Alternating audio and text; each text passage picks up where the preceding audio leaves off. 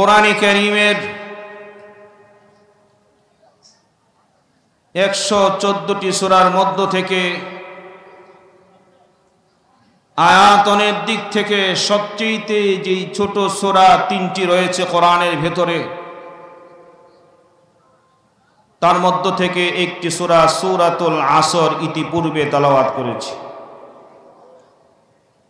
মহান রব্বুল আলামিন এই সূরার ভিতরে আয়াতের সংখ্যা রেখেছেন 3টি, আর তার ভিতরে মৌলিক আলোচ্য বিষয় রয়েছে 4টি। এটি একটি কোরআনের আলাদা একটা বৈশিষ্ট্য। আয়াত হলো কয়টা? সকলে জোরে বলতে হবে, কয়টা? আর আলোচ্য বিষয় হলো কয়টি? 4টি। সূরাটি নাজিল হয়েছে মক্কায়। এই সূরাটির আলোচনা মহান আহকামুল হাকিমিন সুবহানাহু ওয়া তাআলা 4টি গুণের আলোচনা করার পূর্বে আল্লাহ পাক নিজেই কসম খেয়ে আলোচনা শুরু করেছেন। আহকামুল হাকিমিন মহান রব্বুল আলামিন আলোচনার শুরুতেই পাম্বেই কসম খেলেন, আর কসমটা খেয়েছেন সময়ের কসম। কিসের কসম? আরো জোরে বলতে হবে, সময়ের কসম। আমরা দেখবেন অনেক সময় ব্যস্ততার কারণে বলে থাকি আমার সময় নেই, বলি কি না? অনেক সময় রোগী হসপিটালে নিয়ে যাচ্ছি, ইমার্জেন্সি রোগী, সামান্য জ্যামের কারণে রোগীটা হসপিটালে পৌঁছার পূর্ব মুহূর্তে মৃত্যুবরণ করে। তখন আমরা বলি যদি আর একটু সময় হাতে থাকতো তাহলে হয়তোবা তার চিকিৎসা করা সম্ভব হতো। জোরে বলেন ঠিক কিনা?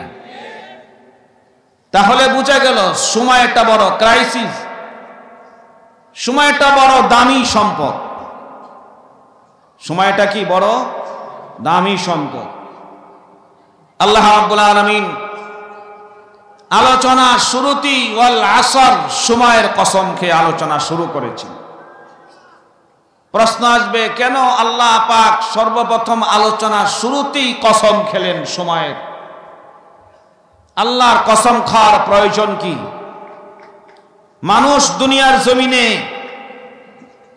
একজন আরেকজনের সামনে কোনো বিষয়কে উপস্থাপন করার জন্য এবং সেটার কোনো সাক্ষী না থাকলে সেটাকে বিশ্বস্ত তার কাছে যেন আসে, গ্রহণযোগ্যতা লাভ করে, সে যেন এটাকে বিশ্বাস করে, এই জন্য আমরা শপথ বা কসম খেয়ে থাকি। জোরে কোন ঠিক কিনা? আল্লাহ রাব্বুল আলামিন কেন কসম খেলেন? আল্লাহর কি প্রয়োজন? আল্লাহর চেয়ে বড় কেউ কি আছে? আর জোরে বলেন আছে? তাহলে আল্লাহর চেয়ে ক্ষমতায়, শক্তি, কোনো কিছুর দিক দিয়ে কেউ যেহেতু বড় নয়, সমকক্ষ নয়, তারপরও আহকামুল হাকিমিন কেন কসম খেলেন?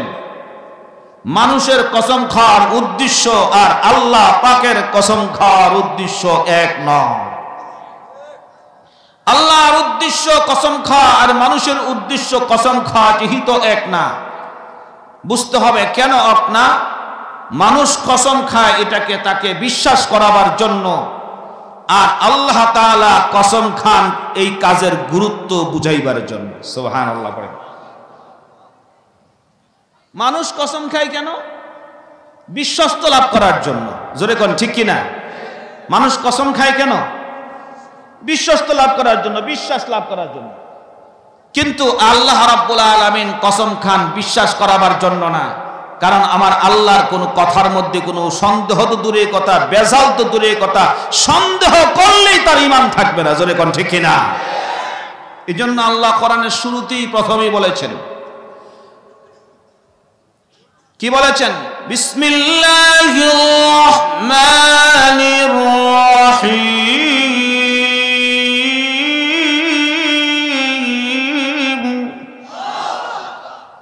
আলিফ লাম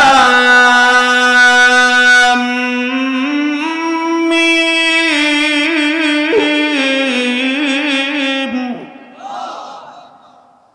আলিফ লাম মিম এটার মানা, এটার অর্থ কে জানেন? জোরে কোন, কে জানেন? এটা আল্লাহ ছাড়া কেউ জানে না। জোরে কোন, ঠিক কিনা? এরপরে আয়াত আল্লাহ বলতেছেন, যালিকাল কিতাব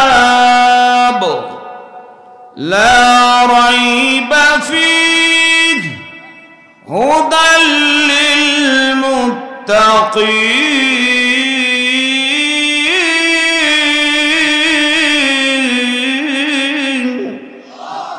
মহান আল্লাহ ফরমান, এটা ওই কিতাব, যালিকাল কিতাব লা রাইবা ফীহি, যার মধ্যে কোনো সন্দেহ নাই, সন্দেহ করার কোনো অবকাশ নাই। চিল্লায় বলেন সুবহানাল্লাহ।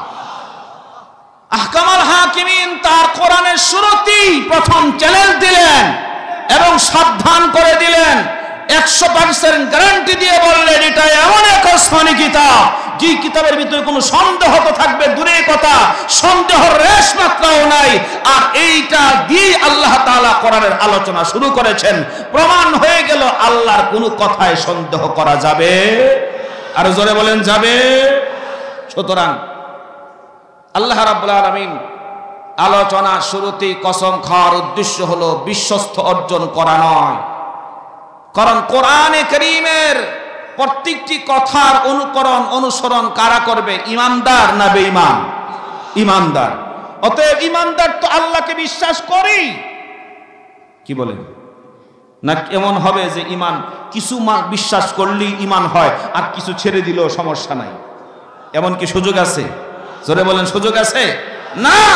বরঞ্চ আহকামুল হাকিমিন বলেন, কেউ যদি সামান্যতম কোনো বিষয়কে নিয়ে তারা সন্দেহ প্রকাশ করে এবং তাদের ভিতরে সংশয় থাকে, অথবা তারা যদি এটাকে ছোট মনে করে, অথবা তারা এটাকে যদি ডাইভার্ট করে এড়িয়ে যেতে চায়, আল্লাহ পাক বলেন সে মিথ্যাবাদী, তার জায়গা জান্নাতে নয়, তার জায়গা জাহান্নামে।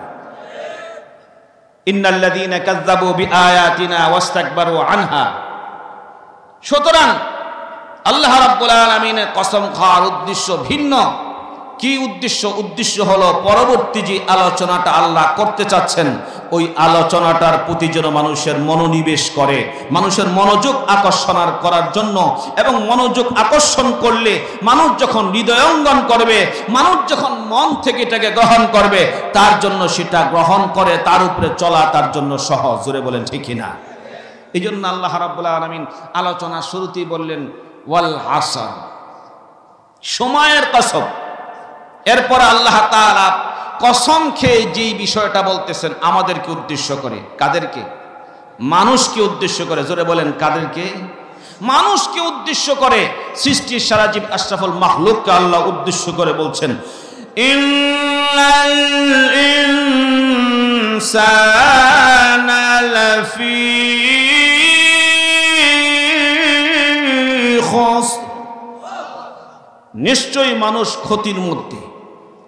নিশ্চয়ই, আল্লাহ পাক খুব শক্ত করে কথা বলছেন, অবশ্যই মানুষ ক্ষতির মধ্যে, সন্দেহ নাই। এটা আল্লাহ তাআলার একটা ডাইরেক্ট 100% সত্য কথা। আল্লাহ বুঝাতে চাচ্ছেন, ও মানুষ, মন দুর্বল কথা আমি বলি নাই, আমি আল্লাহ পরিষ্কার জানায়া দিলাম, অবশ্যই মানুষ ক্ষতির মধ্যে। প্রশ্ন হবে কি সকলেই? প্রশ্ন আসে কিনা? আমার মানুষ যদি ক্ষতির মধ্যেই থাকে তাহলে সফলতা কোথায়? আল্লাহ তো মানুষকে সৃষ্টির সেরা জীব করে সৃষ্টি করেছে। কথা বলেন না কেন? আল্লাহ তাআলা মানুষের জন্য হাজারো নিয়ামত সৃষ্টি করেছেন। আল্লাহ তাআলা মানুষের জন্য জান্নাত তৈরি করেছেন। তাহলে মানুষ যদি ক্ষতিগ্রস্তই হয় তো জান্নাতে যাবে কে? কথা বুঝাইতে পারিনি। কথা বুঝতেছেন আমার? খুব মনোযোগ দিয়ে কথা শুনতে হবে। মানব যেহেতু ক্ষতিগ্রস্ত, জান্নাত কার জন্য? জান্নাত আল্লাহ তৈরি করেছেন কাদের জন্য? জোরে বলেন কাদের জন্য? মানুষের জন্য। আল্লাহ বলছেন মানুষ ক্ষতিগ্রস্ত। এরপরে আল্লাহ তাআলা ক্ষতিগ্রস্ত বলে এরপরে বলেন যে সকলে নয়, ইল্লা, কেবলমাত্র ওই সকল মানুষ ক্ষতিগ্রস্ত নয় যাদের মধ্যে 4টি গুণ থাকবে। কয়টা গুণ? আর জোরে বলেন কয়টা গুণ? আমি আগে আয়াতের তর্জমাটা সংক্ষিপ্ত আকারে বলে এরপরে ইনশাআল্লাহ আলোচনায় যাব। ওমা তৌফিক ইল্লা বিল্লাহ। আল্লাহ রাব্বুল আলামিন বললেন যে মানুষ, প্রথমে বললেন নিশ্চয়ই মানুষ ক্ষতির মধ্যে, কিন্তু আল্লাহ বলেন সকলেই নয়, ইল্লাল্লাযীনা আমানু, প্রথমত এক নাম্বার, যার মধ্যে ঈমান আছে সে ক্ষতিগ্রস্ত নয়। জোরে কোন সুবহানাল্লাহ।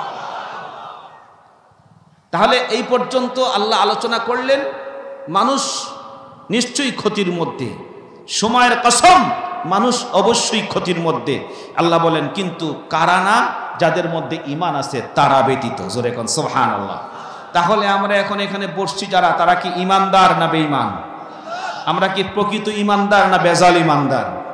আমার আগে বাংলাদেশের প্রখ্যাত আলেম আল্লামা হযরত মাওলানা ফরিদউদ্দিন আল মুবারক সাহেব গুরুত্বপূর্ণ আলোচনা করেছেন।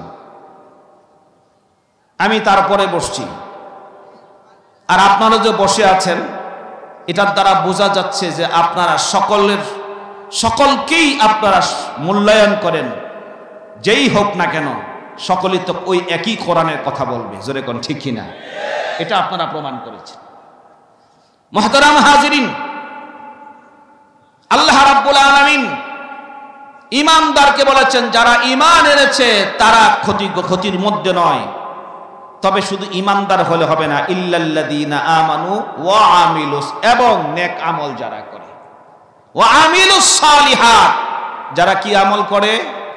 জোরে বলেন, কি আমল করে? নেক আমল করে, ভালো কাজ করে। ওয়া তাওয়াসাউ বিল হক, এখানে কিছু আলোচনা আছে। এই ঈমানদার এবং নেক আমল যারা করে এই এক শ্রেণীর লোক হাসরের ময়দানে জাহান্নামী হবে। কেন হবে? আল্লাহ পাক এর পরের দুই আলোচনা করতেছেন যে যাদের মধ্যে কিনা এই গুণটা না থাকবে। কোন গুণ? ওয়া তাওয়াসাউ বিল হক, নিজে হকের উপরে থাকবে না, অন্যকে হকের দিকে দাওয়াত দিবে না।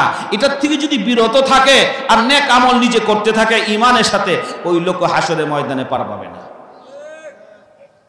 আল্লাহ বলেন ৩ নাম্বার গুণ হলো ওয়া তাওয়াসাউ বিল হক, যে নিজে সত্যের উপরে অটল থাকে এবং অন্যকে সত্যের দিকে আহ্বান করে। যেরকম সুবহানাল্লাহ। ৪ নাম্বার ওয়া তাওয়াসাউ বিস সবর, প্রত্যেকটার সাথে কিন্তু জয়েন্ট। আল্লাহ ওয়াতা শব্দ দিয়ে একটার সঙ্গে আরেকটা শব্দের সম্পর্ক লাগিয়ে দিয়েছেন, শেষ করেন নাই। ওয়া তাওয়াসাউ বিস সবর, আল্লাহ বলেন ৪র্থ নাম্বার গুণটি হলো এই হকের উপরে থাকা অবস্থায় বিপদ আপদ মুসিবত যা কিছু তাদের একটাই উদ্দেশ্য, মুসলমান নামের শব্দটা মিটিয়ে দিতে চায়। কেন তাদের অবস্থা এমন হলো? তার কারণ হলো তারা আল্লাহকে ভুলে গেছে ক্ষমতার লোভে। জোরে বলেন ঠিক কিনা? ২ নাম্বার আমার ভাইয়েরা, অর্থের লোভে নমরুদ ভুলে গেছে। অর্থের লোভে নমরুদ ভুলে গেছে আল্লাহকে। মুসা আলাইহিস সালাম বলছে নমরুদকে যাকাত দেওয়ার কথা। মুসা আলাইহিস সালামের বিরুদ্ধে নমরুদ লেগে গেছে। মুসা আলাইহিস সালামের বিরুদ্ধে তহমত দিছে, জিনার তহমত। আল্লাহ তাআলার দরবারে মুসা পয়গম্বর হাত উঠায় ডাকতে বলে, আল্লাহ এই জালেম নমরুদকে তুমি ধরো। আল্লাহ তাআলা সাথে সাথে ধরে ফেললেন। নমরুদ অর্থের লোভে পড়ে আল্লাহকে ভুলে গেছে। জোরে বলেন ঠিক কিনা? ৩ নাম্বার বলছিলাম অহংকার। দুনিয়ার জমিনে আবু লাহাব, আবু জাহেল, নবীজির আপনের চাচা আবু লাহাব, নবীর খুব কাছের লোক আবু জাহেল, এরা কিন্তু আল্লাহ রসুলকে মানে নাই। কেন? অহংকারের কারণে। এদের দাবি হলো আমরা দেখতে শুনতে বংশে মর্যাদায় অর্থে শিক্ষায় দীক্ষায় মুহাম্মদের থেকে অনেক উঁচু, কাজে আল্লাহ মুহাম্মদকে নবী বানাবে কেন? নবী তো আমাকে বানানোর কথা। নাউজুবিল্লাহ বলেন না। আবু লাহাব রসুলকে মানতে পারে নাই কিসের কারণে? জোরে বলেন কিসের কারণে? হাদিস শরীফ আসছে, যা আল্লাহ রাব্বুল আলামিনের হাবিব ফরমান, যার দিলের মধ্যে সামান্যতম অহংকার থাকবে আল্লাহ তাকে জান্নাতের ঘ্রাণও দান করবে না। তাহলে আল্লাহ তাআলা আলোচনা শুরুতে আমরা কি জিনিস জানলাম? যে আল্লাহ সময়ের কসমকে আলোচনা শুরু করলেন। ওয়াল আসরি, সময়ের কসম, নিশ্চয়ই মানুষ ক্ষতির মধ্যে। কেন মানুষ ক্ষতির মধ্যে? কারণ মানুষ দুনিয়াটাকে মনে করতেছে যারা চিরস্থায়ী সম্পদ, যারা দুনিয়াকে আপন মনে করে তারাই কেবল ক্ষতিগ্রস্ত। প্রকৃতপক্ষে যাদের মধ্যে 4টা গুণ তারা ক্ষতিগ্রস্ত না। 1 নম্বর গুণ ঈমান, 2 নম্বর গুণ নেক আমল, 3 নম্বর হলো হকের উপরে থাকা, হকের দিকে আহ্বান করা, অন্যায়ের প্রতিবাদ করা, আর 4 নম্বর হলো সবর করা। এই 4টা গুণ যার মধ্যে থাকবে সে সফল কাম মুমিন। সুবহানাল্লাহ বলেন না জি? আমার ভাইয়েরা আসুন, জিন্দেগিতে যত মানুষকে প্রেরণ করেছেন প্রত্যেকটি মানুষকে আল্লাহ হায়াত দিয়েছেন। হাদিস শরীফ আসছে কিয়ামতের মুসিবতের দিন মহান রব্বুল আলামিন তার আদালতে মানুষ যখন দাঁড়ায় যাবে, কিয়ামতের ময়দানটা একদিন না, 2 দিন না, 50,000 বছর সমতুল্য লম্বা হবে। জোরে কোন আল্লাহু আকবার। কত বছর? কত বছর? ইয়াউমান কানা মিকদারুহু 50,000 সানাহ ফাসবির সাবরান জামিলা।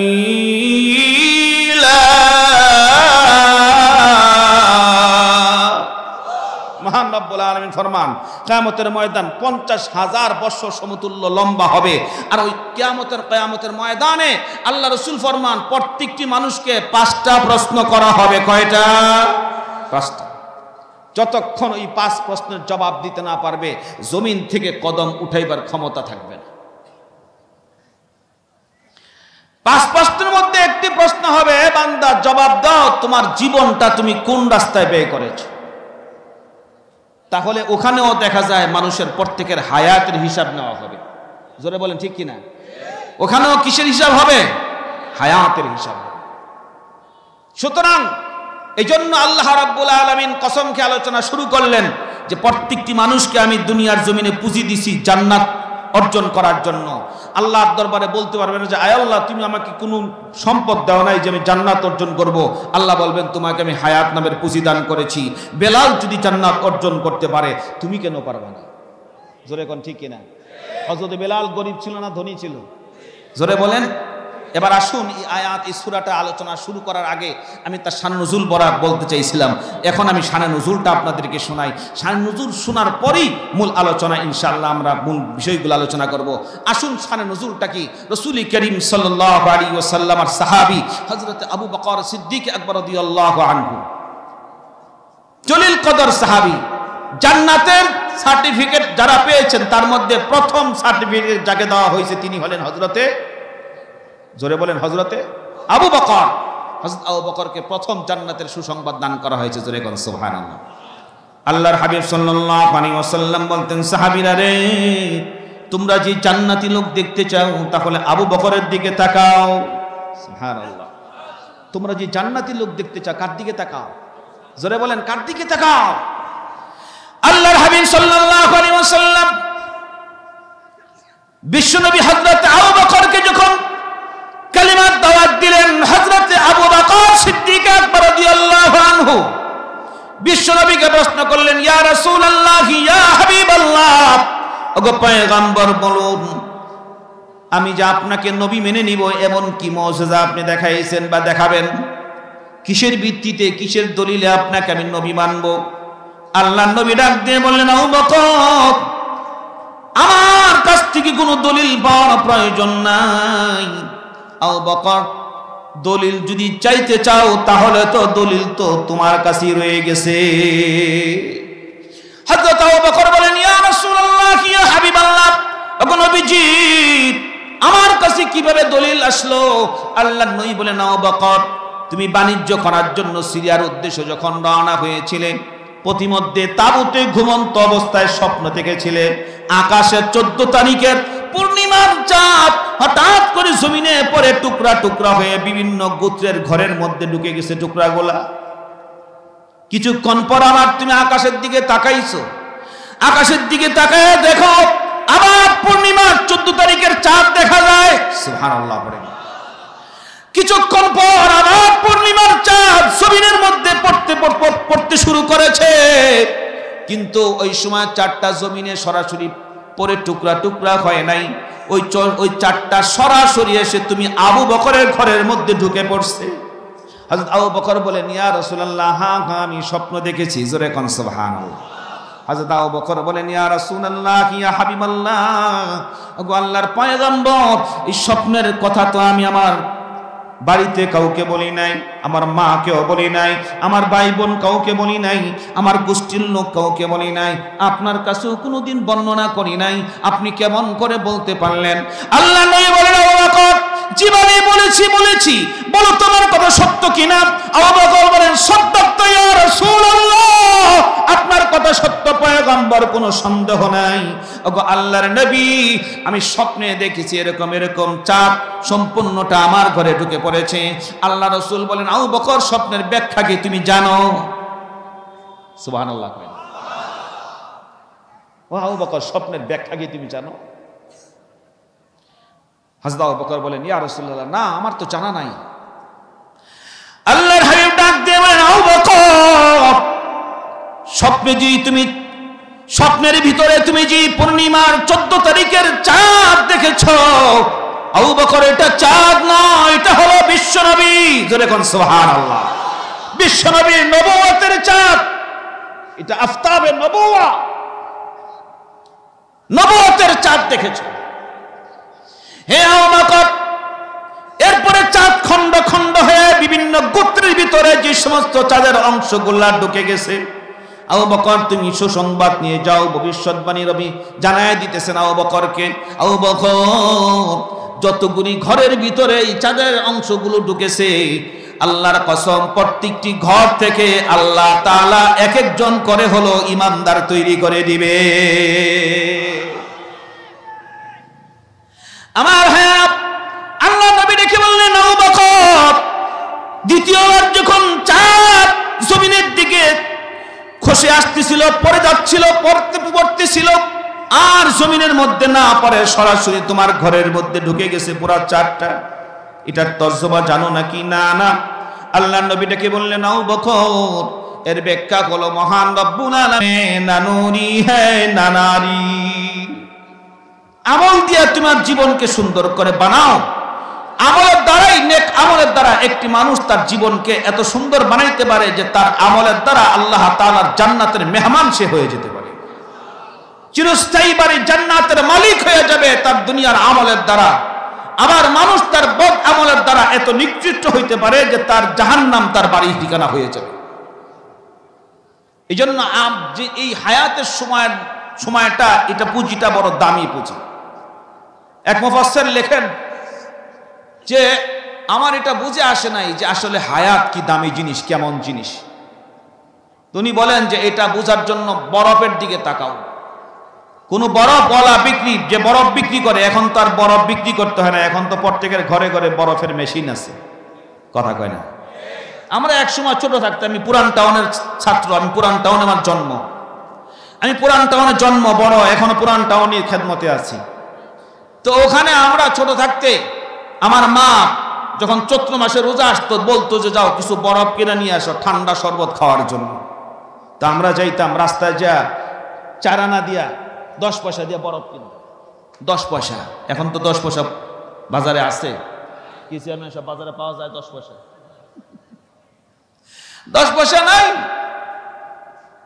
আমরা 10 পয়সা দিয়া পান খাইছি, আইসক্রিম খাইছি। তো 10 পয়সার বরফ, 8 আনার বরফ, 4 আনার বরফ বিক্রি করতো। তো আমরা যা দেখতাম বরফওয়ালা খুব তাড়াতাড়ি বরফ বিক্রি করার জন্য খুব তাড়াহুড়া করত। কেন? দেরি করলে, কথা কয় না, দেরি করলেই পুঁজি শেষ। কি শেষ? পুঁজি শেষ।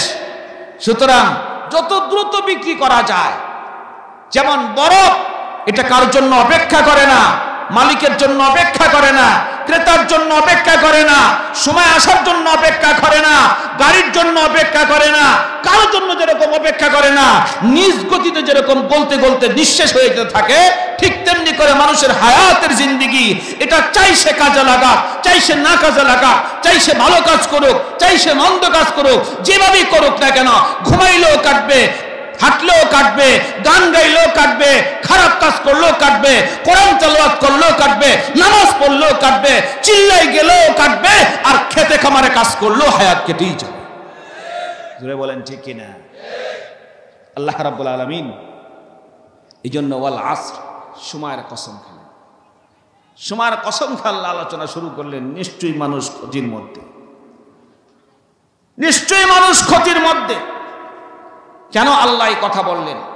কারণ দুনিয়াটা হলো আখেরাতের জন্য, দুনিয়াটা হলো পরীক্ষার হল। দুনিয়াটা কিসের হল? পরীক্ষার হল। এখানে আমরা সকলেই পরীক্ষার্থী। আমরা সকলেই এক্সাম দিতে আসছি, কেউ অ্যান্সার সঠিক দিব, কেউ ভুল করব, জোরে কোন ঠিক কিনা? পরীক্ষার হলে যেরকম তার সঠিক আনসার দিল ম্যাজিস্ট্রেট তাকে কিছু বলে না, বলে কিছু? ভুল লেখলেও কথা কয় না, ভুল লেখলেও কিছু বলে না, লেখলেও কিছু বলে না, না লেখলেও কিছু বলে না। ঠিক আমরা দুনিয়ার জমিনে আল্লাহ তাআলা গোটা দুনিয়ার জমিনটাকে আমাদের জন্য পরীক্ষার হল বানায় আমাদেরকে পাঠাইয়া দিয়েছেন। যাও, আল্লাহ রাস্তা বলে দিয়েছেন দুইটা। কয়টা রাস্তা? জোরে কোন কয়টা রাস্তা? একটা হলো জান্নাতের, একটা হলো ডান পথ, আরেকটা হলো বাম পথ। একদল আল্লাহর, আরেক দল শয়তানের। বলেন, একদল আল্লাহর, আরেক দল, একটার নাম হলো হিজবুল্লাহ, আরেকটা হলো হিজবুশ শয়তান। একটি হলো ডানপন্থী, আরেকটি হলো। সুতরাং আহকামাল হাকিমিন এই জন্য হায়াতের কসম খেয়ে আলোচনা শুরু করলেন। কেন? পৃথিবীর জমিনটা আল্লাহ তাআলা পরীক্ষার হল বানায় ছেড়ে দিয়েছেন। আর হাদিস শরীফ আছে, রাসূলুল্লাহ সাল্লাল্লাহু আলাইহি ওয়াসাল্লাম ফরমান, আল্লাহ তাআলা জান্নাতকে চতুর্দিক দিয়ে এমন ভয়ানক বিভিন্ন রকমের বিপদ আপদ মুসিবত দিয়া সাজাইছেন, আর জান্নাত জাহান্নামটাকে আল্লাহ চতুর্দিক দিয়া সুখ অনেক নাজ নেয়ামত দিয়ে সাজাইছেন। কথাগুলো একটু বুঝেন, এরপরে ইনশাআল্লাহ আলোচনা শুরু করতেছি। আমি আগে কিছু কথা আগে বুঝতে হবে, এই সূরার মূল আলোচনা বোঝার আগে আপনাদেরকে এই কথাগুলো আগে বুঝতে হবে। আল্লাহ জান্নাতকে চতুর্দিক দিয়া অত্যন্ত ভয়ানক কষ্ট কঠিন বিভিন্ন মুসিবত দিয়া সাজায় রাখছেন, আর জাহান্নামের চতুর্দিক দিয়ে আল্লাহ তাআলা অনেক আনন্দ ফুর্তি নাজ নেয়ামত দিয়ে সাজাইছে। প্রশ্ন করা হলো, আয় আল্লাহ, তোমার জান্নাতের চতুর্দিক দিয়ে এত মুসিবত দিয়া তুমি সাজাইছো, এই মুসিবত যদি বান্দা দেখে তো জান্নাতে যাবেই না, আর জাহান্নামের চতুর্দিক দিয়ে তুমি এত নাজ নেয়ামত দিয়ে সাজাইছো কেন? আহকামাল হাকিমিন বলেন, যারা দুনিয়ার জমিনে যা দুনিয়াকে তার আপন মনে করবে তাদের জন্য ওই জাহান্নামের উদাহরণ। কারণ দুনিয়ার জমিনে যারা বুদ্ধিমান ব্যক্তি তারা দুনিয়ার জমিনটাকে স্থায়ী মনে করে না, এটা ক্ষণস্থায়ী। জোরে বলেন ঠিক কিনা? বুঝার জন্য ভাইরা আমার, বোঝার জন্য একটা এক্সাম্পল দিই। আপনাদের এরিয়ার মধ্যে না থাকলেও সামনে আছে জয়দেবপুর রেল স্টেশন আছে, ওখানে ট্রেন যখন থামে ওখানে ট্রেনের টিকিট বিক্রি হয়, লোকাল ট্রেনের টিকিট বিক্রি হয়, ইন্টারসিটি ট্রেনের টিকিট বিক্রি হয়। ইন্টারসিটির মধ্যে কয়েকটা ক্লাস আছে, একটা হলো নরমাল শোভন, আরেকটা হলো শোভন চেয়ার, আরেকটা হলো ফার্স্ট ক্লাস, আরেকটা হলো কেবিন। ফার্স্ট ক্লাস এবং কেবিনের প্যাসেঞ্জাররা যখন টিকিট কাটে তাদের জন্য বসার জন্য ওখানে একটা আলাদা ওয়াইটিং রুম আছে না নাই? আছে, ওয়াইটিং রুম আছে। এই ওয়াইটিং রুমে যায় দেখবেন ভিআইপি প্যাসেঞ্জার, যারা কেবিনের প্যাসেঞ্জার, যারা ফার্স্ট ক্লাসের প্যাসেঞ্জার, ওরা ওখানে যা বসে কতক্ষণ অপেক্ষা করে? ট্রেন না আসা পর্যন্ত। জোরে কোন ঠিক কিনা? ওখানে অপেক্ষা করে উদ্দেশ্য কি? ওখানে বসে আরাম করা না ট্রেন দিয়ে তার গন্তব্যে যাওয়া? ট্রেনে চড়ে তার গন্তব্যে যাওয়া হলো তার মাকসাদ। অতএব ট্রেনের অপেক্ষা করে, যখন ট্রেন চলে আসে বুদ্ধিমান যারা প্রকৃত প্যাসেঞ্জার যারা, তারা সাথে সাথে তাড়াতাড়ি যার যার সিট দেখে দেখে বসে ট্রেনে চড়ে তার গন্তব্যস্থলের দিকে রওনা হয়। জোরে বলেন ঠিক কিনা? আমার যেমন করে ট্রেনের প্যাসেঞ্জার ট্রেনের জন্য অপেক্ষা করে, ওয়াইটিং রুমের ভিতরে বসে সে এখানে চিরস্থায়ী থাকার জন্য চিন্তা করে না, এখানে সে লং টাইম অতিবাহিত করার জন্য চিন্তা করে না, এখানে এই সমস্ত সোফা ফ্যান আর বিভিন্ন রকমের ওয়াইটিং রুমের কার্পেট আর পর্দা দেখে সে আকৃষ্ট হয় না। কারণ তার উদ্দেশ্য হলো ট্রেনে চড়ে তার গন্তব্যস্থান তার বাড়ির দিকে রওনা হবে। অপেক্ষা করে যতক্ষণ পর্যন্ত ট্রেন না আসে, ট্রেন আসার সঙ্গে সঙ্গে সে ট্রেনের উপরে চলে যায়, তাড়াতাড়ি ট্রেনে উঠার জন্য ব্যস্ত হয়ে পড়ে। আমার ভাইয়েরা, ঠিক তেমনি করে দুনিয়ার জমিনে যারা বুদ্ধিমান আকল মামলুক, তারা আল্লাহ তাআলার জান্নাতের দেওয়া বাড়ি, ওই বাড়িতে যাওয়ার জন্য মউত নামের ট্রেনের অপেক্ষা করে। তারা দুনিয়ার নাজ নেয়ামত দেখে তারা দুনিয়ায় মগ্ন হয় না। দুনিয়ার নাজ নেয়ামত দেখে তারা কখনো এটার বিমূঢ় হয়ে যায় না। আরে কি সুন্দর দুনিয়া, আরে কি সুন্দর দুনিয়া, না আমি এখান থেকে যাব না, আমি এখানে থাকবো, দুনিয়া বাড়ি করব, গাড়ি করব, এত কিছু করার দরকার তারা চিন্তা করে না। কেন করে না? তারা জানে যে এই জায়গাটা আমার জন্য ওয়াইটিং রুম, কতক্ষণ ওয়াইট করব আমার মালাকুল মউত আসা পর্যন্ত। জোরে বলেন ঠিক কিনা? না আমরা এখানে চিরস্থায়ী থাকতে পারবো? কথা কন। আমার মনে হয় এদিকের লোকেরা বোধ হয় চিরস্থায়ী থাকার জন্য কন্ট্যাক্ট করছে আজরাইলের সাথে। সব জায়গায় ঘুষ চলে, আজরাইলের সঙ্গে ঘুষ চলবে? জোরে বলেন চলবে? আমার ভাইয়েরা, কিন্তু ওখানে দেখবেন ওই রেল স্টেশনে কিছু লোক আছে, ওরা কোনো ট্রেনের টিকিটও করে না, কিছু না, ওদের কাজ হলো ঘোরাফেরা করা আর মানুষের পকেট থেকে কিছু নেওয়া খাওয়া, ওখানে ঘুমায়, ওখানেই থাকে, ওইটাই তাদের ঘর বাড়ি। কথা কয় নাকি? আছে কিনা? আল্লাহ তাআলা বলেন দুনিয়ার জমিনে এমন কিছু ব্যাকল আছে, এরা দুনিয়া পাইয়া মনে করে এটাই বোধহয় চিরস্থায়ী, কিন্তু আসলে এটা তারা থাকার জায়গা না। যেমন করে রেল স্টেশনের মধ্যে যারা ঘুমায় তারাও জানে যে এটা থাকার জায়গা না, কিন্তু তারা ভুলে যায়, তাদের চালচলন উঠা বসা দেখলে মনে হয় যেন এটা তাদের বাপ দাদার সম্পদ, আসলে কিন্তু তারও সেখানে থাকার জায়গা না। ঠিক তেমনি করে দুনিয়ার জমিনে কিছু মানুষ আল্লাহকে ভুলে যায়, দুনিয়ার নাজ নেয়ামত সৌন্দর্য দেখে আল্লাহকে ভুলে যায়, দুনিয়ার মধ্যে মগ্ন হয়ে পড়ে, আর এমন মগ্ন হয়ে যায় যে আল্লাহ তাআলার কথা তাদের স্মরণ থাকে না। আর হঠাৎ করে দেখা যায় মালাকুল মউত যখন এসে পড়ে তখন খালি হাতে আল্লাহ তাআলার দরবারের দিকে রওনা হয়। জোরে বলেন ঠিক কি না? আমার ভাইরা, এই দুনিয়ার লোভে মানুষ কয় কারণে পড়ে? দুনিয়ার লোভে মানুষ কয়েকটা কারণ আছে। এক নাম্বার কারণ হলো দুনিয়ার লোভে পড়ে যায়, আল্লাহকে ভুলে যায়। এক নাম্বার কাজ হলো সম্পদের লোভে। এক নাম্বার কারণ কি? জোরে বলেন কিসের লোভ? আরো জোরে বলেন কিসের লোভ? সম্পদের লোভ। দুই নাম্বার কারণ হলো ক্ষমতার লোভ। কিসের লোভ? ক্ষমতার লোভ। ফেরাউন আল্লাহকে ভুলে গেছে, আল্লাহকে স্বীকার করে নাই। কিসের লোভে? ক্ষমতার লোভে। জোরে বলেন কিসের লোভে? কারণ আল্লাহকে ভুলে গিয়েছে, আল্লাহর সঙ্গে যুদ্ধ ঘোষণা করেছে। কিসের লোভে? সম্পদের লোভে। কিসের লোভে? সম্পদের লোভে। সুতরাং আমার ভাইয়েরা, আর তিন নাম্বার মানুষ আল্লাহকে বলে যায় অহংকারে। কিসে? অহংকারে। আমি অনেক বুঝি, আমি বুদ্ধিমান, আমি ভালো, আমি অনেক বড়, আমার চেয়ে কেউ বড় না। জোরে বলেন ঠিক কিনা? অতএব এই তিন কারণে আল্লাহকে মানুষ ভুলে যায়, ঈমান থেকে দূরে সরে যায়, ইসলাম থেকে দূরে সরে যায়। জোরে বলেন ঠিক কিনা? আল্লাহ পাক এই জন্য ইতিহাসের আলোচনা করলেন। সুমায়ের কসম খাইলেন কেন? মুফাসসিরিন ইকরাম ফরমান সুমায়ের স্রোত ধারা ইতিহাস আছে। দেখো, ফেরাউন আল্লাহকে ভুলে গিয়েছে।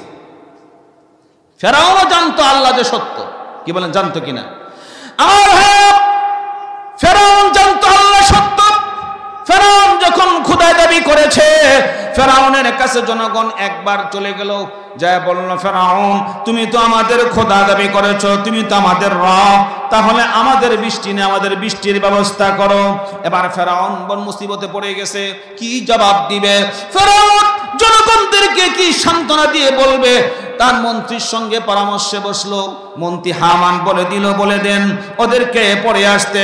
ফেরাউন এবার এক মানুষকে বলল, তোমরা পরে আসো, আমি আরেক 2 দিন সময় দাও, আমি একটু চিন্তা ভাবনা করে জবাব দিব। ফেরাউন এবার চলে গেল ময়দানে, হাঁটতেছে, জনগণ হাঁটে, জনগণ পিছনে পিছনে হাঁটে, আল্লাহ ফেরাউন নাউজুবিল্লাহ সে সামনে সামনে হাঁটে। তাদের রব যেতে যেতে যেতে যেতে বহুদূর চলে যাওয়ার পরে জনগণ যখন পিছন থেকে সরে গেছে, ফেরাউন এবার পাহাড়ের গুহার ভিতরে যাইয়া সিজদার মধ্যে পড়ে যাইয়া আল্লাহকে ডাক দিয়ে বলে, আল্লাহ আমি জানি তুমি যে আসলে আল্লাহ। কত বড় বাটপার! এ জানে যে তুমি আল্লাহ। আল্লাহকে বলে, আল্লাহ আমিও জানি তুমি যে আসল আল্লাহ। ডাক দিয়ে বলে, আল্লাহ আমি দুনিয়ার জমিনে আল্লাহ দাবি করে ফেলেছি, তুমি আমাকে এর থেকে মাহরুম কইরো না, দুনিয়াতে তুমি বেইজ্জতি কইরো না, আখিরাতে যে আযাব দাও মেনে নিব। আয় আল্লাহ আমি তোমার কুদরতি পায়ে সিজদায় পড়ে গেলাম। এবার আল্লাহর দরবারে কাকুতি মিনতি করে ডেকে বলে, মালিক গো তুমি বৃষ্টি না দিলে মানুষগুলোর ফসল হবে না, আমার খোদায়িত্ব থাকবে না। ঘুমায় গেছেন নাকি? কার কাছে বলতেছে? এ না নিজে আল্লাহ, এর ক্ষমতা কই? তার কারণে বাদশা ফকির হয়, ফকির বাদশা হয়, ঠিক কিনা? সময়ের আবর্তনে বিবর্তনে কি বলেন, বাদশা ফকির হয়, ফকির বাদশা হয়। আমার কথা বুঝতে অসুবিধা হচ্ছে? সময়ের আবর্তনে বিবর্তনে আমাদের বাংলাদেশের সময়ও দেখবেন যখন নির্বাচন হয়, নির্বাচনের পরে সরকার পরিবর্তন হয়, কি বলেন, হয় না? হয়। তো দেখবেন সময়ের সাথে সবকিছুর মিল আছে। আল্লাহ বলেন মানুষের সবচেয়ে বড় সম্পদ হলো তার হায়াত। জোরে বলেন সুবহানাল্লাহ।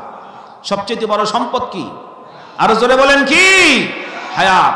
হায়াত এত দামি সম্পদ, বুঝার জন্য ছোট্ট একটা ঘটনা শোনাই। এক আল্লাহর বান্দা, আবেদ বান্দা, পুরানা কবরস্থানের ভিতর কিনার দিয়ে হেঁটে যাচ্ছিলেন। হঠাৎ করে শুনতে পান কোরআনে কারীমের তেলাওয়াত কবরস্থানের ভিতর থেকে আসতেছে। লোকটা কবরস্থানের ভিতরে ঢুকে গেলেন, খুঁজে খুঁজে দেখলেন একটা পুরানা কবর ভাঙা, ওর ভিতর থেকে কোরআনে কারীমের তেলাওয়াতের আওয়াজ আসতেছে। আপনাদের কাছে খুব আশ্চর্য মনে হয়েছে না? এটাই স্বাভাবিক। আমার ওস্তাদ, যার কাছে আমি হেস পড়েছি, মসজিদ শাহ হুজুর হেদায়েতুল্লাহ সাহেব রহমাতুল্লাহ আলাইহির ভাই, মসজিদ শাহ হুজুর রহমাতুল্লাহ আলাইহির আব্বা জানের ইতিহাস আমরা শুনেছি। এরকম মুমিনপুরে ওনার কবর আছে। গভীর রাত্রিবেলা ওই কবর থেকে কোরআনের তেলাওয়াত ভেসে আসতো। তো আল্লাহর বান্দা কবরের কাছে যেয়ে দাঁড়ায়া এই দৃশ্য দেখে, আশ্চর্য বিষয় দেখে নিজেকে আর সামলাইতে পারে নাই, জোর উঁচু আওয়াজে বলছেন সুবহানাল্লাহ। আমরা কোন আশ্চর্য জিনিস দেখলে সুবহানাল্লাহ বলি না? তো ওই লোকও সুবহানাল্লাহ বলছে। তো সুবহানাল্লাহ বলার পরে এবার কবরে কোরআন তেলাওয়াত বন্ধ হয়ে গেছে। কবরের ভিতর থেকে একটা মানুষের মতো কথা আসতেছে, ডেকে বলতেছে মুসাফির, এ মুসাফির, তুমি আমার কবরের পাশে দাঁড়ায় সুবহানাল্লাহ পড়েছো। মুসাফিররা শুনে রাখো, এই কবরের ভিতরে আমি একবার না, দুইবার না, তিনবার না, 100 বার না, 200 বার না, প্রায় 4000 বার আল্লাহ পাকের কোরআনে কারীমের খতম দিয়েছি। কতবার?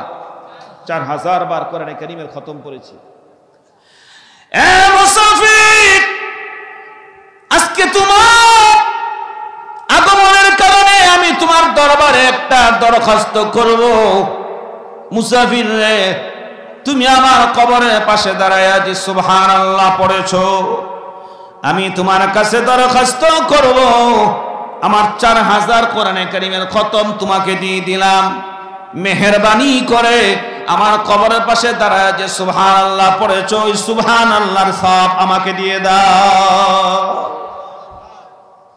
তুমি যে আমার কবরের পাশে দাঁড়াইয়া একবার সুবহানাল্লাহ পড়ছো, সুবহানাল্লাহর এই সওয়াবটা আমারে দিয়ে দাও। জোরে বলেন না সুবহানাল্লাহ।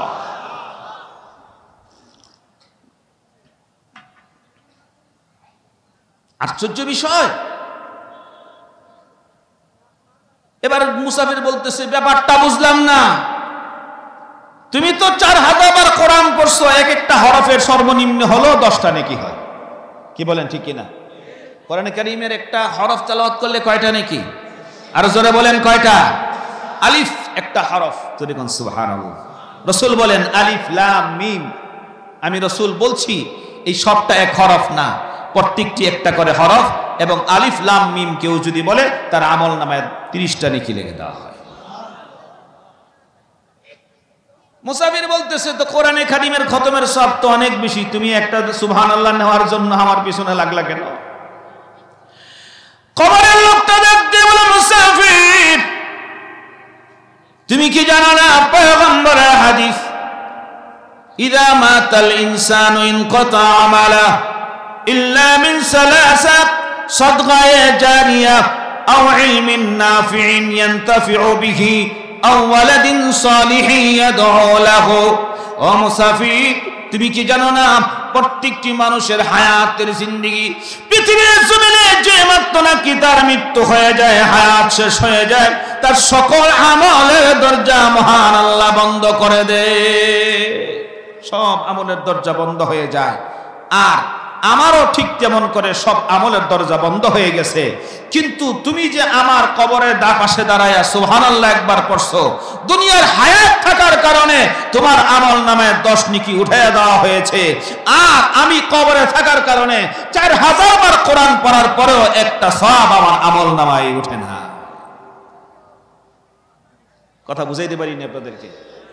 তাহলে বোঝা গেল হায়াতটা বড় দামি সম্পদ। জোরে কোন ঠিক কিনা? হায়াতটা বড় দামি সম্পদ। এই জন্য আল্লাহ এক আয়াতে মধ্যে ফরমান, ইয়া আইয়ুহাল্লাযীনা আমানু লা হাল আদুল্লুকুম আলা তিজারাহ তুনজিকুম মিন আযাবিন আলীম।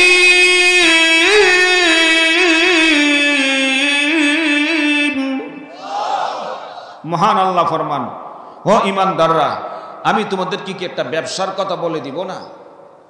ব্যবসা কে বলতেছেন? জোরে বলেন, কে বলতেছেন?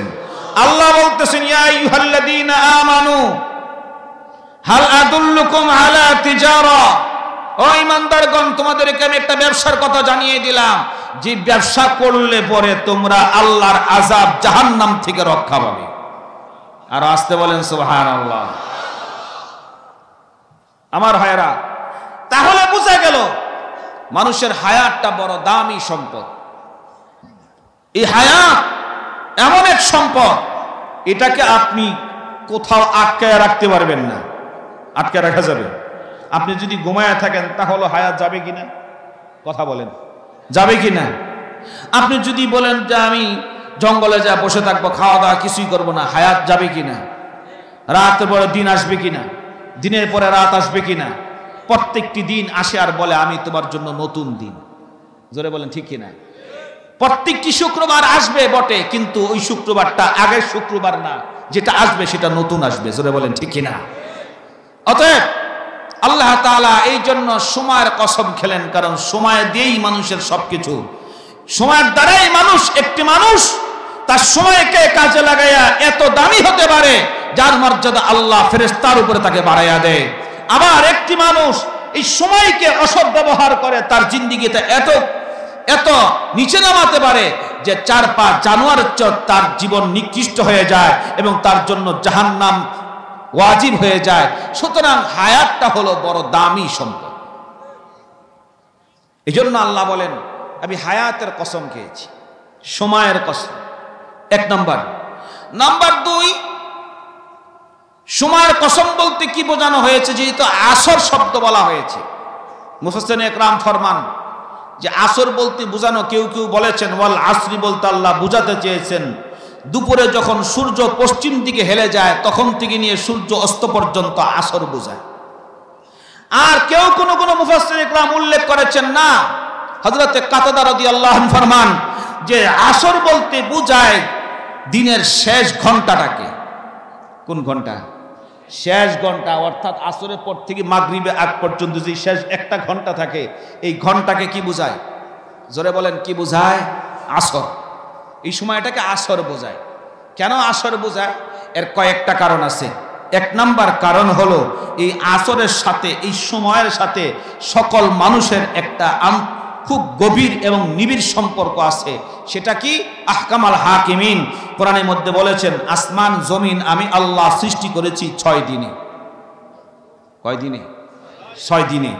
আর এই 6 দিনের শুক্রবার দিন সব যখন কাজ সম্পন্ন হয়ে গেছে, জমিন সুন্দর বিছানা হয়ে গেছে, সমুদ্র হয়ে গেছে, মিঠা পানির ব্যবস্থা হয়ে গেছে, পাহাড়ের ব্যবস্থা হয়ে গেছে, ফসলাদির ব্যবস্থা হয়ে গেছে, আসমান তৈরি হয়ে গেছে, সাত আসমান তৈরি হয়ে গেছে, সূর্যের জায়গায় আছে, চাঁদের জায়গায় আছে, গ্রহের জায়গায় আছে, নক্ষত্রের জায়গায় আছে, সব কিছু যখন সম্পূর্ণ আয়োজন পরিপূর্ণ হয়ে গেছে, আল্লাহ বলেন আমি এই পৃথিবীটা বানাইছি আমার অত্যন্ত আদমের জন্য। অতএব ওই আদমকে আমি আল্লাহ তাআলা শুক্রবার দিন শেষ ঘন্টায় আসরের সময় আমি আদমকে আল্লাহ তাআলা বলেন আমি সৃষ্টি করেছি। আর আসতে কোন সুবহানাল্লাহ। তাহলে আপনার আমার সময়ের সাথে আসরের মিল আছে না নাই? আল্লাহু আকবার। দুই নাম্বার ব্যাখ্যা হলো হাদিস শরীফ আসছে, রাসূলুল্লাহ সাল্লাল্লাহু আলাইহি ওয়াসাল্লাম ফরমান, যখন পৃথিবীর জমিনে সূর্য উদয়ের সময় হয়, ফজরের পরে একদল ফেরেশতা জমিন থেকে উপরের দিকে যায়, আরেক দল জমিনের দিকে আসতে থাকে। অর্থাৎ ডিউটি চেঞ্জ। কথা বুঝেন নাই?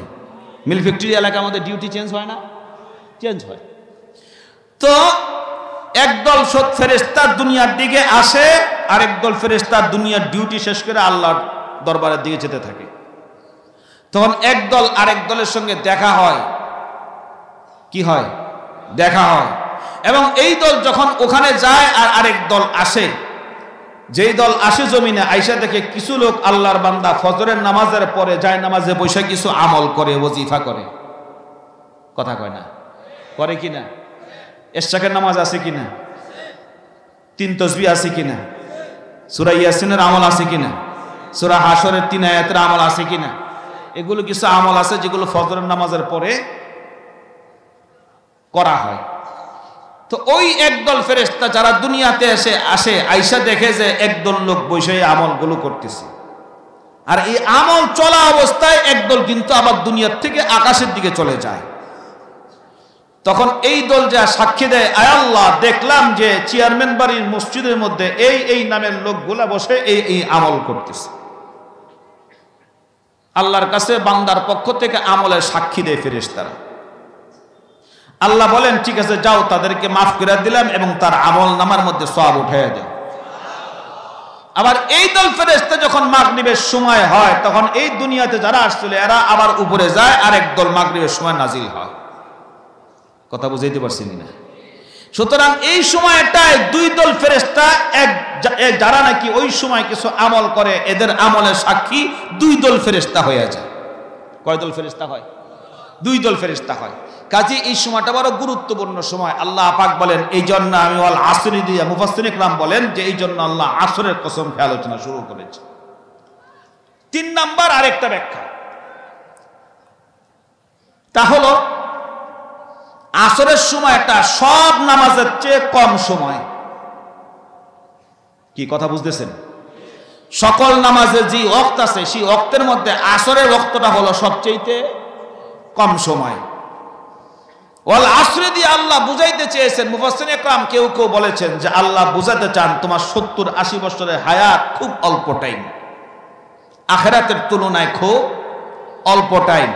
মঞ্জুর করেছেন ওই ঘরের সকল সদস্যকে মহান আল্লাহ বিশ্ব নবীর উম্মত বানায়া দিবেন।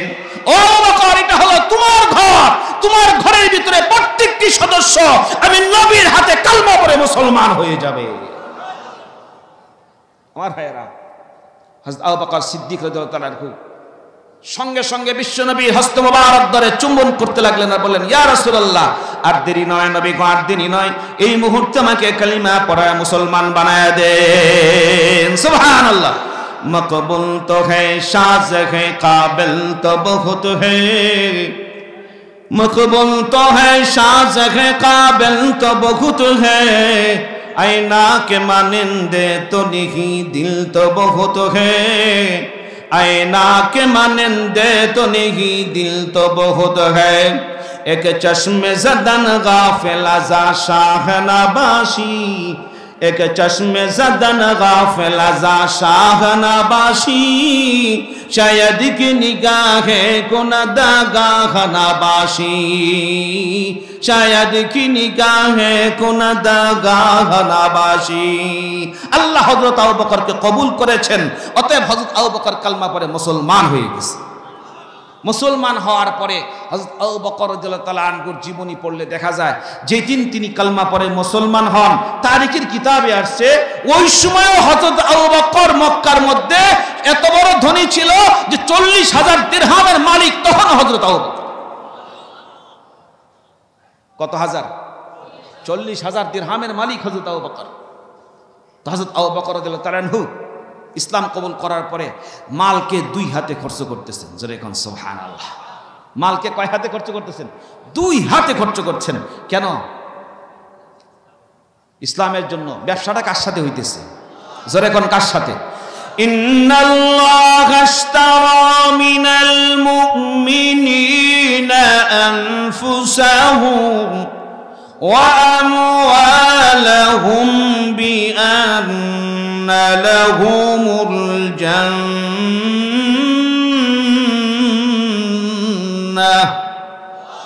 মহান আল্লাহ ফরমান বান্দার সাথে আমার একটা কন্টাক্ট আছে সুবহানাল্লাহ বলবেন না আল্লাহ নিজেই বলেন নিশ্চয়ই বান্দার সাথে আমার একটা কন্টাক্ট আছে ব্যবসার কন্টাক্ট কে কে করবেন আল্লাহর সঙ্গে কন্টাক্ট হাত উঠান নারায়ে তাকবীর নারায়ে তাকবীর আল্লাহ প্রত্যেককে কবুল করবেন আল্লাহুম্মা আমিন আল্লাহ বলেন ইন্নাল্লাহা আশতারা মিনাল মুমিনিনা আনফুসাহুম ওয়া আমওয়ালাহুম বিআন্না লাহুমুল জান্নাহ বান্দার সাথে আমার একটা চুক্তি আছে চুক্তিনামা কি চুক্তি আল্লাহ বলেন বান্দা আমারে দুইটা জিনিস দিব আর আমি আল্লাহও বান্দাকে দুইটা জিনিস দিব বান্দা কয়টা দিবে জোরে কোন কয়টা আর আল্লাহ কয়টা দিবেন দুইটা দিবেন আল্লাহ বলেন বান্দা তার জান আর মালকে আমার রাস্তায় কোরবানি করে দিবে বিনিময়ে আমি আল্লাহ আমার তৈরি জান্নাত আর আমার সন্তুষ্টি দান করব হযরত আবু বকর এর জন্য দুই হাতে দান করতেন হযরত আবু বকর রাদিয়াল্লাহু তাআলা দান করতে করতে এমন অবস্থা হয়ে গেছে একদিনকার ঘটনা তাফসীরে হাক্কানীতে আসছে হযরত আবু বকর রাদিয়াল্লাহু আনহু সালার চট দিয়া জামা বানাইছে কাপড় নাই কি দিয়া জামা সালার চটের জামা পরে আর বোতাম লাগাইছে খেজুরের কাটা দিয়া আস্তে কোন সুবহানাল্লাহ আহারে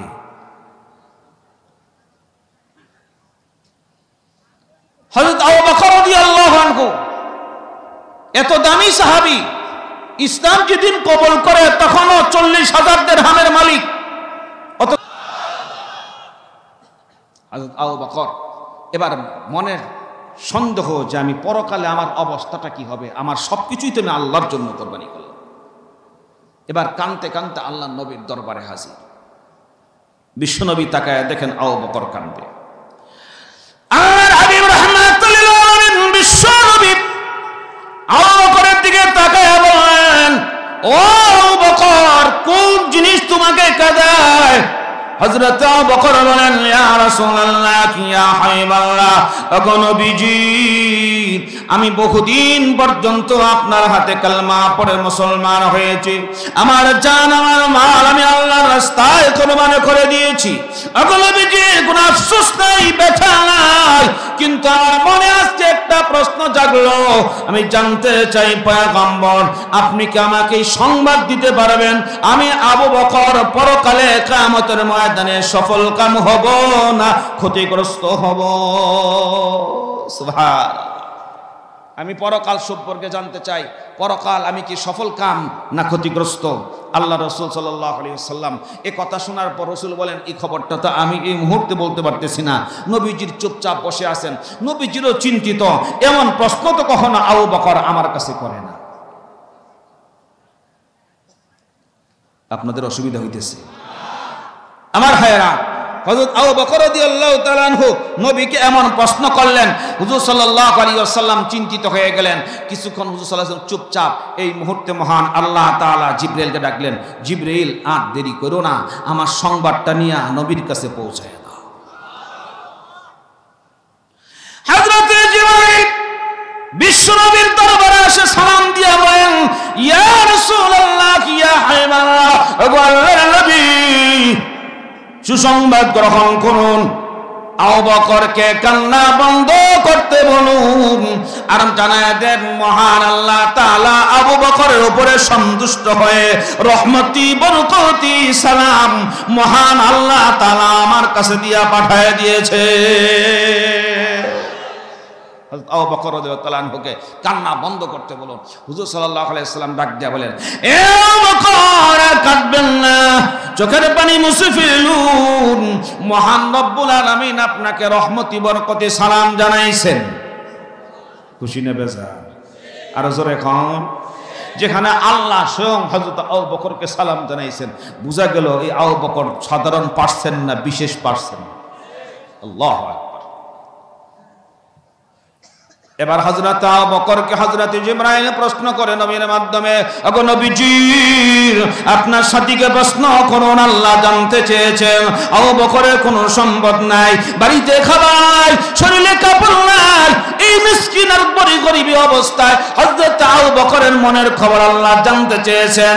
আবু বকর আল্লাহ জানতে চান এই অবস্থায় কি আবু বকর আল্লাহর উপরে সন্তুষ্ট না বেজার?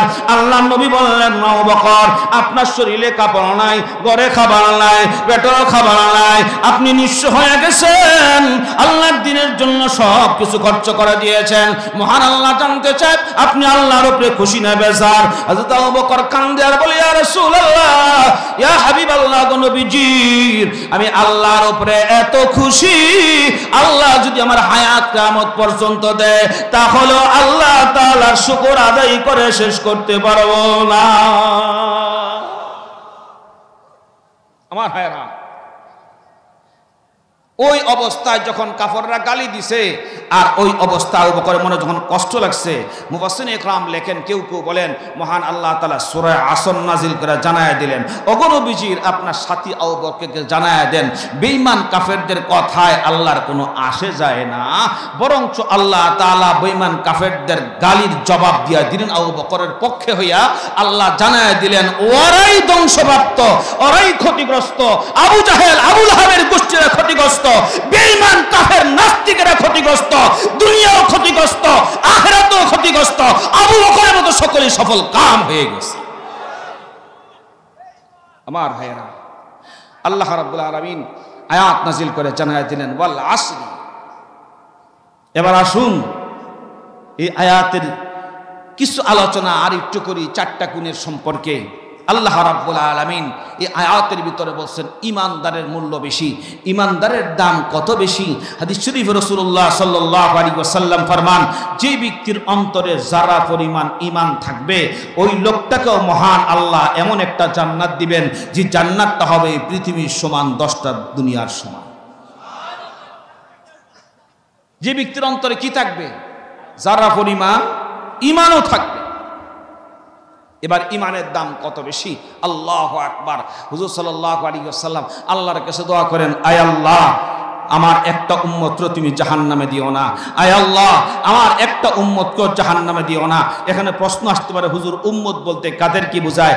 উম্মত দুই প্রকার, উম্মতে দাওয়াতি, উম্মতে ইজাবাতি। একটা দল উম্মত হলো যারা কালমা পড়ছে, এরা হলো স্পেশাল উম্মত। আরেক দল উম্মত হলো যারা কালমা পড়ে নাই, এরাও নবীর উম্মত। কথা বুঝেন? কিন্তু বিয়ে বাড়ির মধ্যে দুই ধরনের মানুষের দাওয়াত থাকে। একটা হলো আম পাবলিকের দাওয়াত, এলাকার লোকজন সবাই কাঠ দিয়া দাওয়াত করছে। আর আরেকটা দাওয়াত থাকে ভিভিআইপি দাওয়াত। এটা হলো বর জামাই, জামাই এবং তার খুব কাছের লোক যারা। জোরে কোন ঠিক কিনা? তো আল্লাহ তাআলাও নবীকে বলছে নবীর উম্মত দুই ধরনের। একটা হলো সকলেই নবীর উম্মত, সমস্ত পৃথিবীর মানুষ, কিন্তু এর মধ্যে দুই ভাগ আছে। একদল উম্মত হলো রসুলের দাওয়াত যারা গ্রহণ করছে, এরা হলো নবীর স্পেশাল উম্মত। এদের জন্য নবী সুপারিশ করবেন, এদের জন্য জান্নাত আছে, এদের জন্য আল্লাহ রাব্বুল আলামিন হাসরের ময়দানে নবীর শাফাআত গ্রহণ করবেন। আর যারা নাকি রসুলকে মানে না, কোরআন মানে না, ইসলাম মানে না, ঈমান আনে নাই, এরাও নবীর উম্মত, তবে কোনো কাজের উম্মত না। জোরে কোন ঠিক কিনা? তা হুজুর সাল্লাল্লাহু আলাইহি ওয়াসাল্লাম আল্লাহ আকবার যে কথা বলতেছিলাম, যে আল্লাহর কাছে দোয়া করছে, আয় আল্লাহ আমার একটা উম্মতর তুমি জাহান্নামে দিও না, একটা উম্মতর জাহান্নামে দিও না। আল্লাহ রাব্বুল আলামিনের দরবারে কোনো উত্তর আসে না। একদিনকার ঘটনা, মদিনাতুল মুনাওয়ারায় সাহাবা আজমাইন, হযরত আবু হুরায়রা বলেন, সাহাবা আজমাইন হঠাৎ করে আল্লাহ রাসূল সাল্লাল্লাহু আলাইহি ওয়াসাল্লামের কোনো সংবাদ পাইতেছেন না, পেরেশান হয়ে গেছেন সাহাবীরা, চতুর্দিকে ছুটাছুটি করতেছেন। হযরত ওমর রাদিয়াল্লাহু তাআলা আনহুর ভিতরে সন্দেহ ঢুকে গেল, কারণ মদিনার মধ্যে নবীর দুশমন ছিল সবচেয়ে বেশি ইহুদিরা। কারা? ইহুদিরা। কাজী আহলে ইহুদিরা, আল্লাহ রাসূল আর মুনাফিকরা, এই দুই ধরনের দুশমন ছিল মদিনায়। মদিনায় দুই ধরনের দুশমন, একটা হলো ইহুদি আর একটা হলো মুনাফিক। কাজী আল্লাহ রাসূলকে কেউ কিছু করলো কিনা, হযরত ওমর রাদিয়াল্লাহু তাআলা আনহু তরবারি খাপ থেকে খুললা উঁচা কইরা উঁচু জায়গায় দাঁড়ায় এলান দিল, এ মদিনার বাসীরা শোনো রাখো, আমি খাত্তাবের ছেলে ওমর বলছি, অল্প সময়ের মধ্যে যদি নবীর সংবাদ দিতে না পারো, ওমরের খোলা তরবারি থেকে একটা মুনাফিক বাঁচতে পারবি না। হযরত ওমরের ঘোষণা খুব মারাত্মক ঘোষণা। হযরত ওমর যখন ঘোষণা দিয়ে দিয়েছেন, আমার ভাইয়েরা, হযরত ওমর যখন ঘোষণা দিয়ে দিয়েছেন, এখন সবার ভিতরে চিন্তা ঢুকে গেছে। হযরত আবু হুরায়রা রাদিয়াল্লাহু আনহু ফরমান, আল্লাহ তাআলা হুজুর সাল্লাল্লাহু আলাইহি ওয়াসাল্লামের মধ্যে একটা আলাদা মর্যাদা দিয়েছিলেন। নবী যে দিক দিয়ে হাইটা যেত, কয়েক মিনিট পর ওই রাস্তা দিয়ে কেউ গেলে বুঝতে পারতো আল্লাহ রাসূল এদিক দিয়ে হাইটা গেছেন। কারণ নবী সাল্লাল্লাহু আলাইহি ওয়াসাল্লামের জিসিম মোবারক থেকে আল্লাহ তাআলা সর্ব অবস্থায় মিশকে আম্বরে ঘ্রাণ বের করতে থাকতেন। আবু হুরায়রা বলেন, এই ঘ্রাণটা আবার আমার নাকে একটু বেশি লাগতো। সুবহানাল্লাহ বলেন না? তো হযরত আবু হুরায়রা রাদিয়াল্লাহু আনহু বলেন, আমি জোরে একটু নিঃশ্বাস নিলাম। নিঃশ্বাস নিয়া আমি দেখতেছি, মনে করেন কথার কথা, আমি মনে করতেছি দক্ষিণ দিকে ঘ্রাণটা আসতেছে। আবু হুরায়রা বলেন, আমি দক্ষিণ দিকে দৌড়াইতে শুরু করলাম। যত সামনে যাই ঘ্রাণ তত বাড়তে থাকে, যত সামনে যাই ততই ঘ্রাণ বাড়তে থাকে। বুঝতে পারলাম আল্লাহ রাসূল খুব কাছাকাছি। আবু হুরায়রা রাদিয়াল্লাহু আনহু ফরমান, আমি যাইতে যাইতে এক খেজুরের বাগানের কাছে যা পৌঁছলাম, যা দেখি খেজুর বাগানের মধ্যে ভিতর থেকে এই ঘ্রাণটা আসতেছে, কিন্তু ঢোকার জন্য কোনো গেট নাই। যে গেট আছে এটা তালা মারা, ঢোকার কোনো রাস্তা নাই। আবু হুরায়রা বললেন, আমি পেরেশান হয়ে গেছি। হঠাৎ করে নজর করে দেখি একটা গর্ত দেখা যায়। এই গর্ত দিয়ে আমি মাথা ঢুকাই দিছি। ঢুকাই দিয়া বাগানের ভিতর দিয়ে যখন উঠছি, উঠা যায় দেখি আল্লাহ রাসূল সাল্লাল্লাহু আলাইহি ওয়াসাল্লাম খেজুর বাগানের ভিতরে সিজদায় পড়ে আল্লাহ তাআলার দরবারে, আল্লাহ তাআলার দরবারে রাসূল কাঁদতেছেন, আর আমি পিছনে দাঁড়ায় রয়েছি। কিছুক্ষণ পর হুজুর সাল্লাল্লাহু আলাইহি ওয়াসাল্লাম মাথা উঠাইলে আমি সালাম দিয়া বললাম, আসসালাতু আসসালামু আলাইকা ইয়া রাসূলুল্লাহ। ওগো নবীজি, আপনি এখানে কাঁদতেছেন আর সাহাবীরা আপনাকে খুঁজতে খুঁজতে পেরেশান হয়ে গেছে। আল্লাহ রাসূল ডাক দিয়ে বলেন, আবু হুরায়রা, আমি আল্লাহর কাছে একটা দরখাস্ত করছি অনেক দিন যাবত, এটা এখনো মঞ্জুর হয় নাই, তবে এই মাত্র মহান আল্লাহ তাআলা মঞ্জুর করেছে।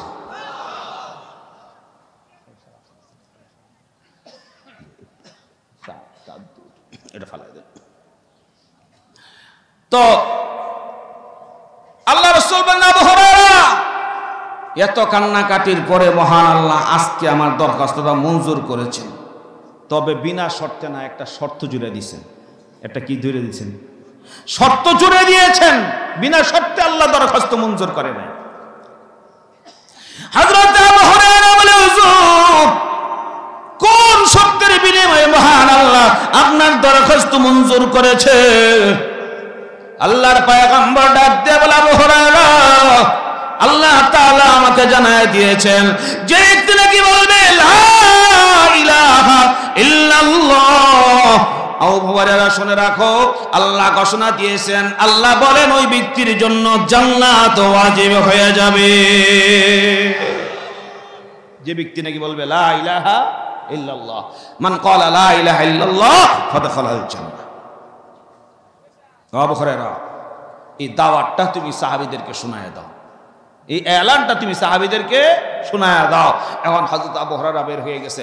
বের হওয়ার সময় বলে, ইয়া রাসূলুল্লাহ, ইয়া হাবিবাল্লাহ, আবু নবীজি, সাহাবীরা আপনার জন্য পাগল হইয়া অলিতে গলিতে মদিনা রাস্তাঘাটে তারা ছড়ায় ছিটায় খুঁজতেছে। আমি যদি মুখ দিয়া বলে আপনার সঙ্গে দেখা হয়েছে, তারা বিশ্বাস করবে না আপনার সঙ্গে দেখা হয়েছে।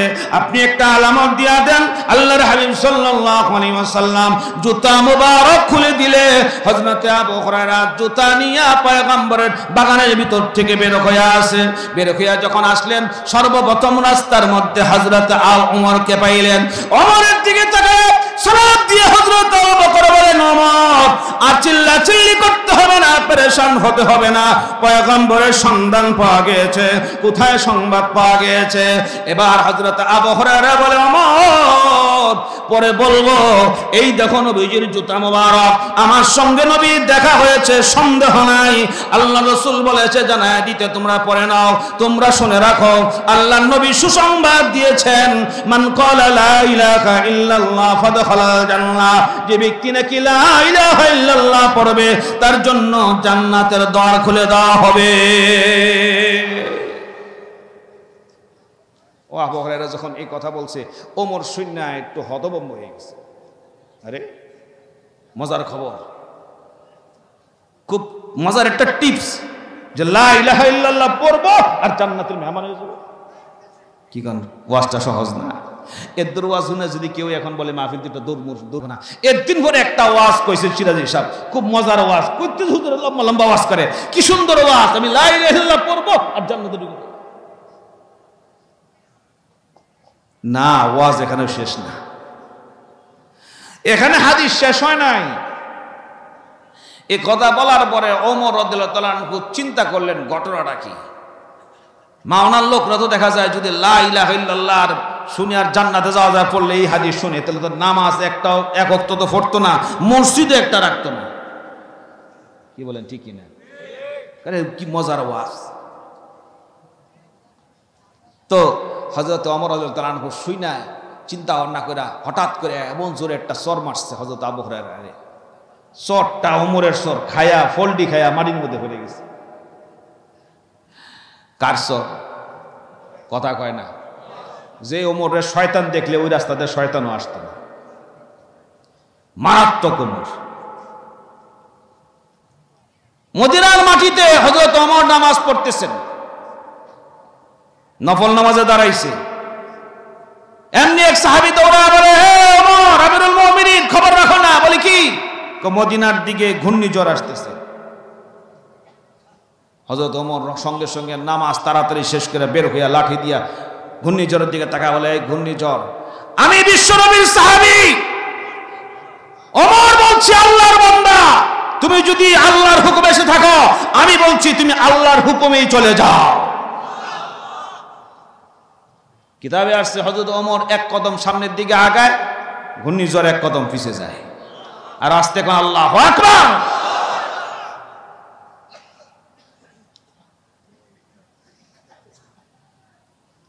তুমি যদি আল্লাহর হয়ে যাও, আল্লাহ তোমার হয়ে যাও। মদিনার মাটিতে ভূমিকম্প। হযরত ওমর রাদিয়াল্লাহু আনহু লাঠি দিয়ে আঘাত করে বলে, এই মদিনার মাটি ঠান্ডা হও, বিশ্বনবী বিশ্রাম করতেছে, গভীর ডিস্টার্ব হবে, সাবধান। আমি ওমর বলছি। সাথে সাথে মাটি ঠান্ডা হয়ে গেছে। অদ্যবধি পর্যন্ত মদিনাতে ভূমিকম্প হয় নাই, কিয়ামতের আগে আর হবেও না। এটা হলো হযরত ওমর। চর মারছে, আবু হুরায়রা পড়ে গেছে। ওইটা বলে, আপনি মারছেন কি লিগা? আমি আপনারা জিজ্ঞেস করব না, আমি রাহমাতাল লিল আলামিনের কাছে বিচার দায়ের করব। জোরে কোন সুবহানাল্লাহ। হযরত ওমর আবু হুরায়রার পিছনে পিছনে দৌড়ায়। আবু হুরায়রা আগে আগে যায় পয়গম্বরকে সালাম দিয়া ডেকে বললেন, ওগো আল্লাহর নবী গো, ওগো বিশ্ব নবী, আমাকে হযরত ওমর মারছে। আপনি বলেছেন মান ক্বালা লা ইলাহা ইল্লাল্লাহ ফাদাখালাল জান্নাহ। এই হাদিসটা আমি শোনায় দিয়েছি, আমাকে কেন চর মারতে বিচার করেন? নবী ডাক দিয়া কে, ওমর আপনি কি আবু হুরায়রা মারছেন? জি হুজুর। কেন মারছেন? এবার ওমরও কান্দে। কোন সুবহানাল্লাহ। এত না আবু হুরায়রা কাঁদছে, এখন ওমরও কান্দে। কান্দে ডাক দিয়া বলে, আল্লাহর নবী গো, বেয়াদবি মাফ করবেন। আমি চিন্তা করলাম এই সংবাদ যদি মুনাফিকরা শুনতে পারে, দুর্বল ইমানদার মুসলমানদেরকে যে ইসলাম থেকে সরায় ফেলবে, বলবে নবী বলেছেন লা ইলাহা ইল্লাল্লাহ পড়বা আর সরাসরি জান্নাতে যাইবা। নামাজ দরকার কি, যাকাত দরকার কি? এই জন্য আমি মারছি। আল্লাহর নবী মুস্কি হাসি দিয়া বলেন, আবু হুরায়রা, ওমররে মাফ করে দেওয়া যায় না? সুবহানাল্লাহ। ওমরকে কি মাফ করে দেওয়া যায় না? আল্লাহু আকবার। আবু হুরায়রা বলে, ইয়া রাসূলুল্লাহ, অবশ্যই মাফ করা যায়। এবার নবীজির বলেন, আমি হাদিস শুনাইতেছি আপনাদেরকে, শেষ। আরেকজন আইসা পড়ছেন ইনশাআল্লাহ। আমি আর 2-4-5 মিনিট সর্বোচ্চ কথা বলবো, কষ্ট হবে আপনাদের? 5 মিনিটের মধ্যে শেষ করে দেব ইনশাআল্লাহ। হযরত আবু হুরায়রা মাফ করে দিয়েছেন, মিলজল হয়ে গেছে। নবী ডাক দিয়া কয়, হ্যাঁ। আবু হুরায়রা বলে কি, আমি তো বয়ান শেষ করি নাই এখন। সুবহানাল্লাহ কইবেন না? নবীর বয়ানও শেষ হয় নাই। নবী বলেন, সাহাবীরা বলে কি,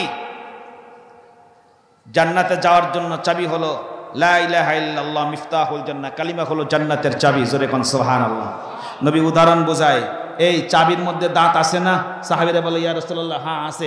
দাঁতগুলি সব তুমি যদি ভাঙ্গা সমান করে লাও, তালা খুলবো? জোরে বলেন, খুলবে?